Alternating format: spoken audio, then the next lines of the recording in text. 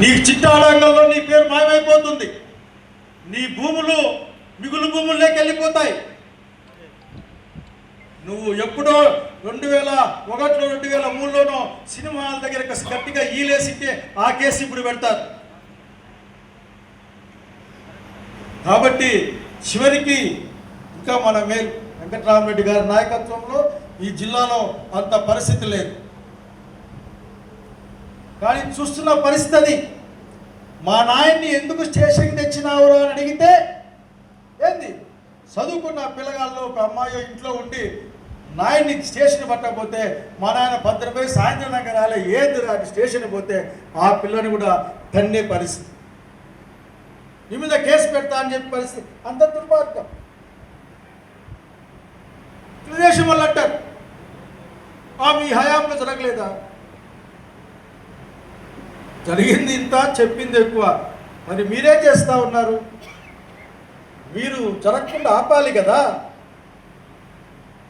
ఇలాంటి ఎక్కడికి తెస్తే నేను ఎప్పుడు కూడా నా శత్రువు గురించి పెద్దగా ఆలోచించాను. నేను అంతగా ఆలోచించేంత ఏం లేదు మనకి.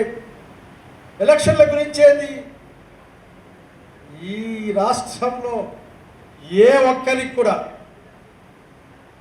చివరికి రేపు పొద్దున మనకు ఎదురుగా నిలబడే వాళ్ళకు కూడా అర్థమైన విషయం ఒక్కటే, అది ఈసారి సింగనమల వైఎస్ఆర్ కాంగ్రెస్ పార్టీ ఖాతాలో 19 శైలజనాథ్ ఎమ్మెల్యే అవుతారని. దీనికోసం పెద్దగా లేదు. కానీ మరి ఎట్లా చేయాలి అన్న చెప్పాడు. ఏ విధంగా మనం ఈ యొక్క మోసపూరితమైన వాగ్దానాలు, మోసపూరితమైన పరిపాలన నుంచి జనాల్ని కాపాడుకోవాలి, దీనికి ఆలోచించాల్సిన అవసరం ఉంది. ఎక్కువ రాజకీయంగా బాగా చైతన్యం ఉన్న నియోజకవర్గం మంది రకరకాలుగా ఎప్పుడు అధికారంలో ఉన్నా పార్టీలో ఉన్నా సరే ఒక ప్రధానమైన భాగాన్ని కూడా కలిగి ఉండే కాన్స్టిట్యున్సీ జిల్లా ఇది. కాబట్టి స్నేహితులారా, పెద్దలారా, కుటుంబ సభ్యులారా, చాలామంది నాకు మీ మీద ఈ కూర్చున్న వాళ్ళల్లో నాకు తెలియకపోవచ్చు, కానీ నాకు వరసయ్యే వాళ్ళు ఉంటారు, నా అన్నదమ్ములు ఉంటారు. సాకే వాళ్ళ పిల్లోని కదా లెక్కేసుకుంటా అంటారు, మీరే మావాడని అంటే మా వరసైనోడని. మా మిద్దె అయితే మామ అంటుంటారు. కాబట్టి ఈ మాటలే అనేక సార్లు కూర్చుంటాం, గ్రామంలో కూర్చుంటాం. జగన్మోహన్ రెడ్డి గారి సైన్యం అంటే అడుగు వెనక్కి వేసే సైన్యం కాదది. జగన్మోహన్ రెడ్డి గారి సైన్యం అంటే ఆఖరి లక్ష్యాన్ని చేరుకునేంత వరకు నిద్రాహారాలు అన్న పానీయాలు లేకున్నా సరే నిలబడే వాళ్ళు, పనిచేసే వాళ్ళు ఒకే ఒక లక్ష్యంతో. జగన్మోహన్ రెడ్డి గారు సీఎం అయితే మీరు అన్నారు ఏమైతే తప్ప అడిగారు వస్తా ఉంది. జగన్మోహన్ రెడ్డి గారు సీఎం అయితే ఎస్సీల యొక్క ఆత్మగౌరవాన్ని కాపాడుతాడు. అట్లాగే ఎస్సీలను ఆర్థికంగా పరిపుష్టి చేసే విధానాలని అవలంబిస్తాడు. ఎంతకాలం పరిపాలించాలనుకుంటున్నారు?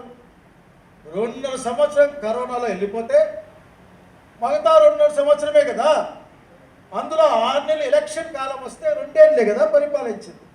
2 ఏళ్ల పరిపాలనలోనే 70,000 కోట్లకు పైగా రూపాయల్ని డైరెక్ట్గా లెక్కని ఎస్సీ ఎస్టీల ఇళ్లకు పంపించిన ఒక గొప్ప మనవాడు ఎవరన్నా ఉంటే అది వైఎస్ రాజశేఖర రెడ్డి కుటుంబీకుడు, కొడుకు. అట్లాగే మా సుధా మాటలు చెప్పే అన్నా రాజకీయంగా అన్న మనకి రక్త సంబంధం కూడా ఉందన్న అని చెప్తా ఉంటాను. మరింత బాధ్యత ఎక్కువైపోయింది. ఆయన ఈసారి కలిసి అడుగుతానే కాబట్టి బాధ్యత ఎక్కువ ఉంది. అట్లా గ్రామాల్లో ఉన్న మన నాయకత్వాన్ని కూడా స్ట్రెంథెన్ చేయాలి.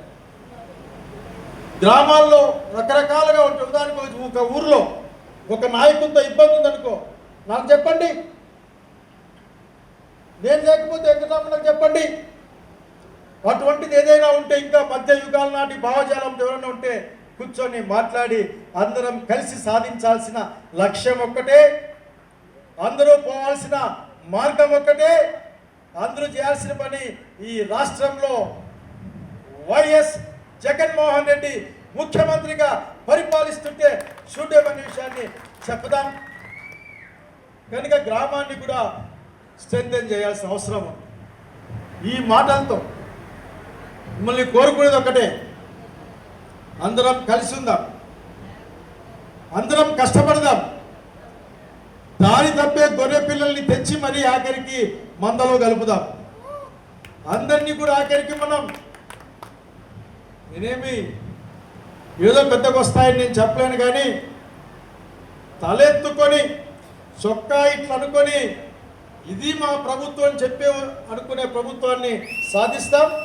ఆఖరిగా నేను ఒకే ఒక మాట చెప్తా ఉన్నా, మీరు ఎవరైనా సరే ఈ శైలజ్నాథ్కి మీరు ఎటువంటి అనుమానం పెట్టుకోవద్దండి. మీరు తల వంచుకునే పని, ఈ గొంతు తెగినా సరే నేను చేయను.